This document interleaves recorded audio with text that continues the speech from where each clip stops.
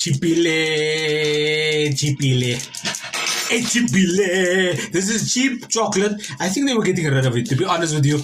And then Lisa picked it up and said, let's give it a go. Because it's and I said, who is it made by? Wait, listen, it says #real.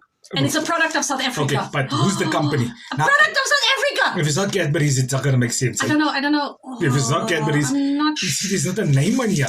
Okay. But the last time we tried something called, what was it? Lucky Strike? What Yeah. is Lucky Star? What Yes. is like 5-star? Yeah, 5-star. 5-star that we tried it when it was foreign. You don't have to take a big bite, but we're just curious as to And you know, it's sitting now.